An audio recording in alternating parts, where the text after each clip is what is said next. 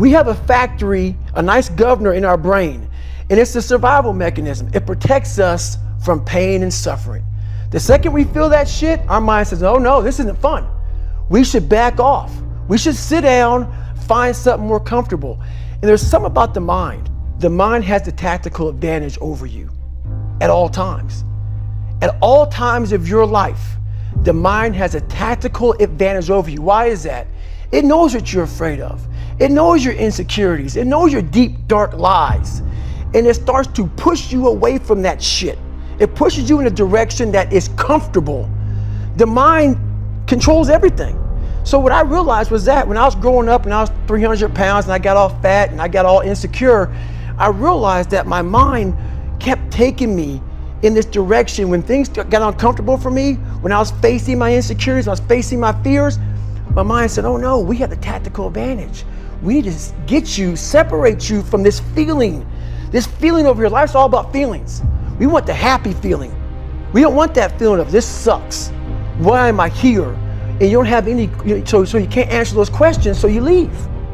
I started realizing that if in that moment you can answer those fucked up questions and you are now in charge of your brain versus your brain ruling you, that's where all that stuff comes from. So the 40% rule is all of that. You get to 40%, your brain says, we're done. Let's roll, man. This is starting to get painful. This is uncomfortable. So you sit down. You have to figure out ways, and everybody's different. That's how the book kind of talks about, like we all have these things about, 5 steps to this and 4 steps to this. It's a lot more than that. That's all bullshit. It's a practice that you have to, it's a habit. So if you know that at 40%, I'm feeling pain. At 40%, I'm feeling pain. That's where the 40% rule kicks in. Now it starts. Okay, I'm feeling pain. My mind's saying all this shit to me. It's saying, get out of here, run, flee. The fight or flight kicks in. Okay, we're done. We're not good enough.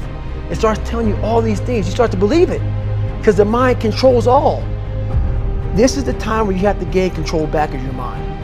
It's okay, let me see if I can go 45%. And once you start giving yourself more and more hope and start realizing, okay, the mind starts to be, okay, what are you doing?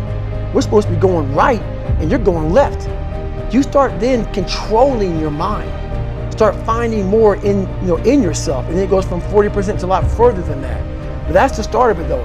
Get to the spot where your mind is saying stop. Wherever that is, you gotta get there first. And then that's when that shit starts to work for you. You gotta control yourself in that moment. There's another kind of instinct that you need to be on the lookout for, and this one is a liar. This one is a saboteur. Well, this one is a backbiter.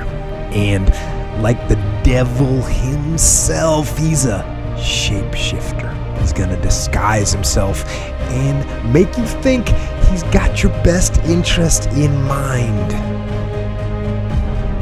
But he doesn't. This is the instinct that says, you've had enough. This is the instinct that says, you've given it your best shot. You can stand down. You can back off.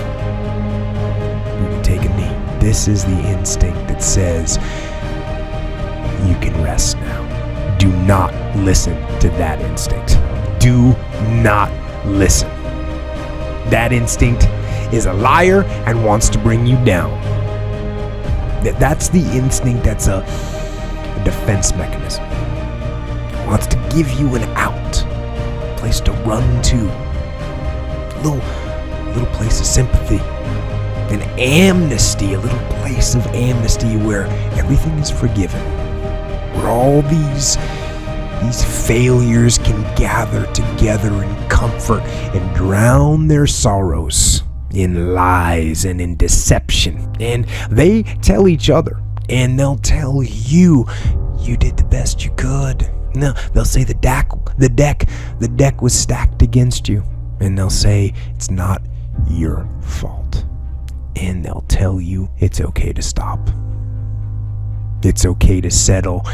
It's okay to give up. And that is the instinct you need to fight. You need to push back, to smash into the ground. Do not take the easy way out.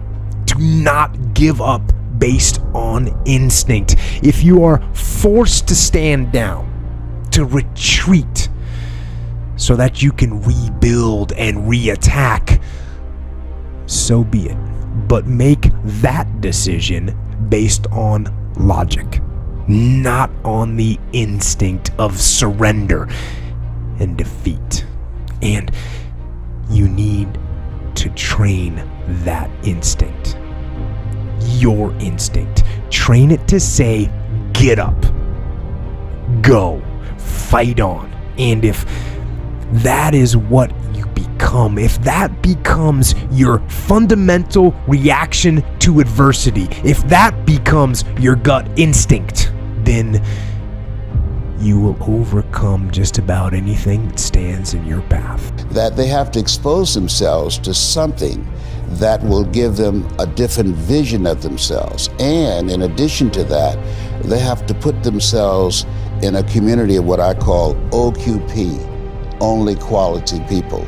A gentleman who dramatically transformed my life, I was a junior at Booker T. Washington High School in Miami, Florida.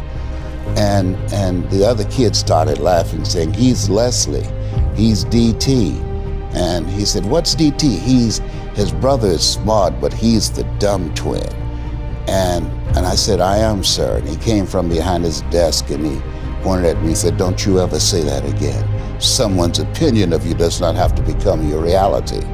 And he taught me three things. He said, if you want to become successful in life, young man, he said, number one, you got to change your mindset.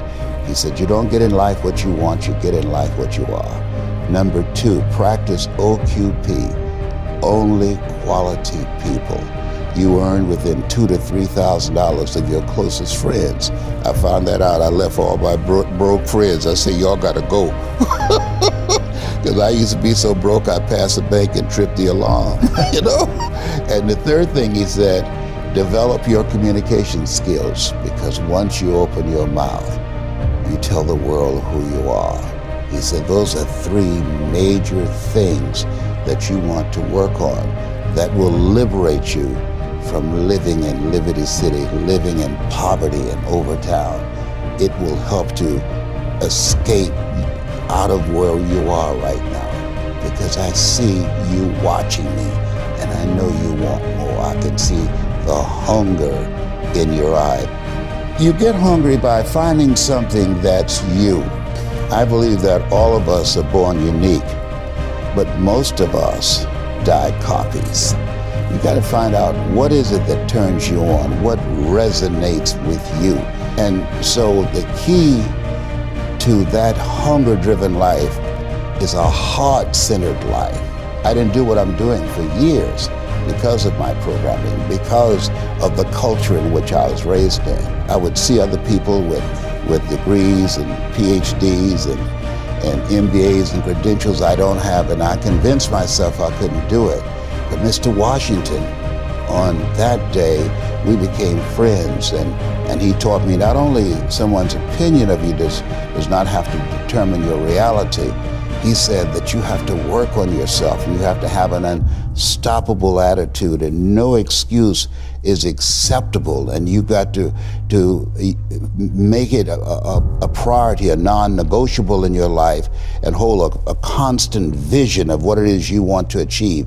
See it accomplished and go all out. Find a way to win.